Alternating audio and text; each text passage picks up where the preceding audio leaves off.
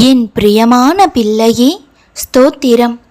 உன் மனதிலுள்ள வேதனையை இந்த நிமிடம் வரை யாரிடமும் சொல்லாமல் மனதில் வைத்து புழுங்கிக் கொண்டு இருக்கிறாய். நீ உன் உயிருக்கு உயிராய் நேசித்த ஒரு நபரை பிரிந்து பெரும் மன கஷ்டத்திலும் வேதனையிலும் இருக்கின்றாய். தீராத மன கவலையில் இருக்கும் உன்னிடம் உன் அப்பா நான் பேச வந்துள்ளேன். நான் பேசுவதை நீ முழுவதுமாக கேட்டால் உன் மன கவலையிலிருந்தும் குழப்பத்திலிருந்தும் நீ வெளிவருவாய். என் மேல் முழு நம்பிக்கை இருந்தால் இதை முழுமையாக கேள்.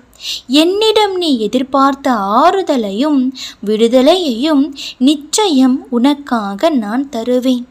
என் பிள்ளையே, நீ இந்த உலகில் மனிதனாய் அவதரித்த நொடியிலிருந்து உன்னை நான் என் உள்ளங்கையில் வைத்து தாங்கிக் கொண்டு இருக்கிறேன். ஆனால் உன்னுடன் நான் இருப்பதை நீ புரிந்து கொள்ளாமல் இருக்கிறாய். நான் கூறும் வார்த்தைகளை நீ புரிந்து கொள்ளாமல் உன் புத்தி சொல்வதை கேட்டு அதன்படி நடந்து பல பிரச்சனைகளில் சிக்கி தவிக்கிறாய். நீ எங்கிருந்தாலும் எப்பொழுதும் உனக்கு துணையாக உனது நிழலாக நான் வருவேன். உன்னை எந்த நேரத்திலும் கைவிட மாட்டேன். நான் உன்னுடன் வருவதை நீ உணர்ந்து கொள்ள மறுக்கிறாய். என்னை விட்டு நீ விலகிச் செல்ல நினைத்தாலும் தீயவர்களின் மாயை வலையில் சிக்கிக்கொண்டு அவர்களின் வழிகாட்டுதலின்படி நீ நடந்து கொள்ள முயற்சித்தாலும் எப்பொழுதும் நான் உன்னை கைவிடாமல் காப்பாற்றுவேன். நீ எப்படிப்பட்ட நிலையில் இருந்தாலும் உன்னிடமுள்ள சொத்து சுகங்களை இழந்து நீ தனி மரமாய் நிற்கும் போதும் உன் அப்பா நான் உனக்கு துணையாக இருந்து உன்னை தாங்கி உயர்த்தி வைப்பேன். உன்னை நேசிக்க, உன்னிடம் அன்பு செலுத்த, உன்னை தாங்கி பிடித்து வாழ்க்கையில் உயர்த்த உன் அப்பா நான் இருக்கின்றேன். ஆனால் நீயோ நான் உன்னுடன் இருப்பதை உணர்ந்து கொள்ளாமல் உனக்காக நான் இருக்கிறேன், உனக்காக நான் எதையும் செய்வேன் என்று உன்னிடம் பொய்யான வார்த்தைகளை கூறி உன்னை ஏமாற்றியவர்களை நம்பி இப்பொழுது இந்த நிலைமையில் இருக்கிறாய். இப்பொழுதும் கூட அவர்களை நீ நம்பிக்கொண்டுதான் இருக்கிறாய். ஆனால் அவர்களோ உன்னை காயப்படுத்தி உன்னை அழவைத்து கொண்டு இருக்கிறார்கள். இதை இன்னமும் நீ புரிந்து கொள்ள மறுக்கிறாய். நான் உண்மையாக இருந்தேன், உண்மையான அன்பு வைத்தேன். ஆனால் அவர்கள் என்னை புரிந்து கொள்ளவில்லையே என்று அழுது புலம்புகின்றாய்.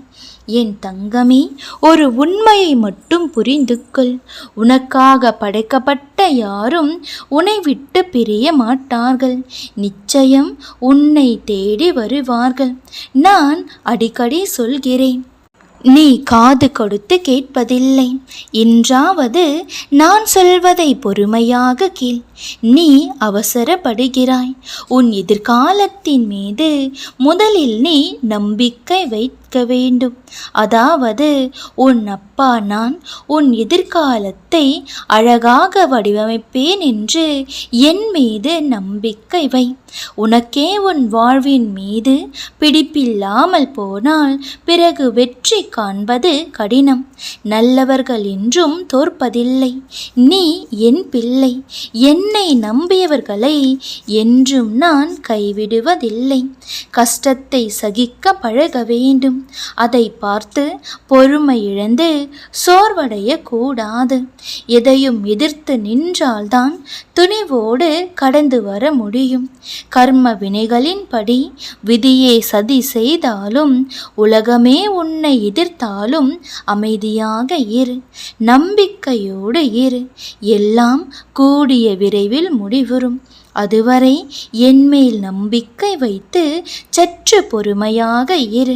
நான் கேட்பதெல்லாம் அதுதான். நடக்கும் வரை காத்திரு. நிச்சயமாய் நடக்கும். அந்த நம்பிக்கையோடு பொறுமையாக காத்திரு. உனக்கான நற்பலன் நிச்சயம் உன்னை வந்து சேரும். உனக்கு கவசமாய் நான் இருக்கின்றேன். கூடிய விரைவில் நீ நினைத்ததை ஆசைப்பட்டதை எல்லாம் நடத்தி கொடுத்து உன்னை ஆனந்தத்தில் மூழ்கடிக்கப் போகிறேன்.